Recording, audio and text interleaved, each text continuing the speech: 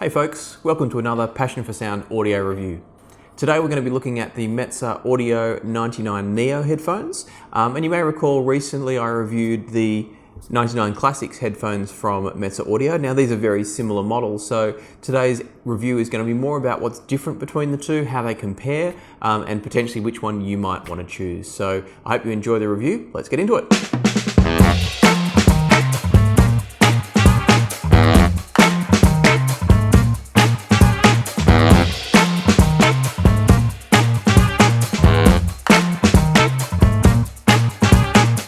The 99 Neo is very similar to its, I guess you could call older brother, the 99 Classics. I'm not going to go into a lot of detail about the accessories and how the general design of the Neo looks because the Classics review covers all of that. So I'll place a link here that you can jump straight through and have a look at the Classics review if you'd like to.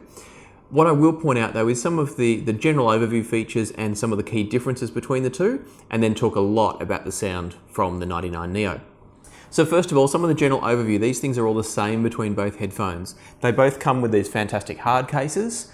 In the case of the 99 Neo, it's a woven material rather than the sort of the fake leather finish on the 99 Classics case. Personally, I think the woven style finish on the 99 Neo actually looks a bit better, but it's such a minimal thing. They're both effective, useful hard cases that are just big enough without being bulky or oversized. They're the minimum size they could be to house the headphones and keep them safe. Inside the case, both headphones come with a portable cable, and so that cable is a nice short length. It's got a remote control attached to it for phone controls. You can pause the music, you can answer calls, etc., and the very simple 3.5mm jack connections. So that's the same between both headphones. The 99 Classics, when I got them, came with a longer cable as well, a desktop type cable. It was longer, it didn't have the remote control built into it, and so I assume that's a change that Meze Audio have chosen to make. I don't know if it's carried across both models or if it's just different in the Neo compared to the Classics. Other than that, everything in terms of the packaging, the delivery, the accessories is identical between these two headphones. Even the actual design of the headphones themselves is essentially the same, with obviously the difference of the colorway that you can see here. So in the case of the 99 Classics, you've got this beautiful mahogany timber cup, and that is real timber, by the way, and then you've got the gold accents in various places.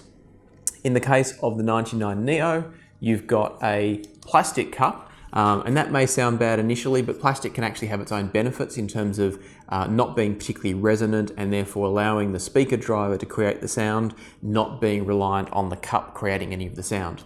In addition to that, you've also got the silver accent pieces here, and other than that, everything else is pretty much the same. Oh, and of course, there's the stamped, embossed name of the headphone there. So you've got 99 Neo embossed here, 99 Classics embossed across the top of the Classics headband. So other than that, these are really similar headphones, but they are priced a little bit differently on the Meze Audio website. The Classics cost $309 US, the Neos $249 US. And you can't justify a $60 premium for a desktop cable that's not that spectacular. It's a nice cable, but it's not spectacular and worth $60 difference. So it makes me wonder what the reasoning is behind the difference in pricing, and I'm assuming it comes down to the mahogany cups. They certainly look beautiful, they feel beautiful, but whether or not it's worth going that way from a sound quality point of view, that's kind of what we're here to find out.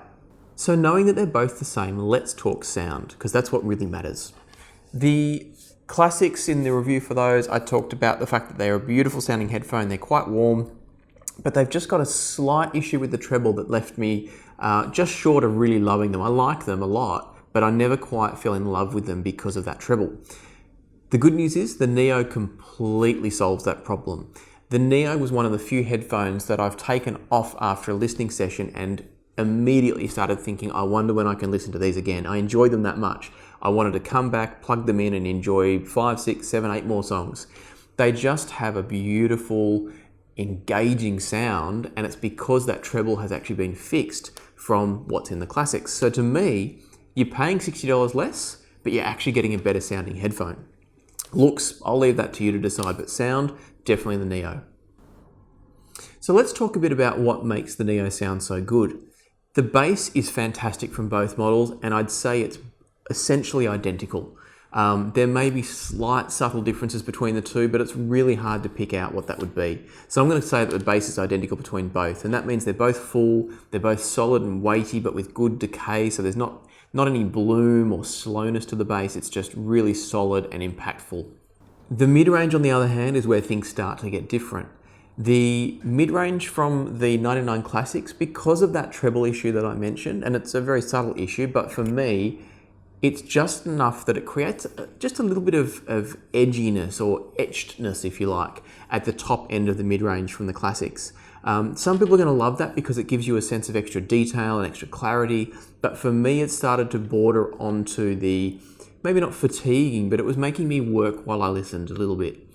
The Neos, on the other hand, it's just smooth. The detail's there, the clarity is there, but everything's delivered really smoothly, very elegantly, and it just encourages you to want to lap up more and more of the sound.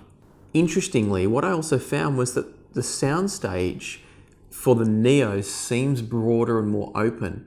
And that's unusual when the Classics have slightly more treble energy and upper mid-range energy, which is often the thing that gives you a sense of space. But what I found when I listened to the two headphones was that by not having the edginess, it actually created space. It allowed the mid-range to fill a larger space because there wasn't this veil, if you like, of treble over the top. So for me, hands down, the Neo is absolutely the better headphone for mid-range, but that's also about personal taste. I love good, smooth, liquid mid-range, and I'm not a huge fan of etched details. I like the details to flow out of the headphone, not be pushed out of the headphone. Moving on to the treble, the story is much the same.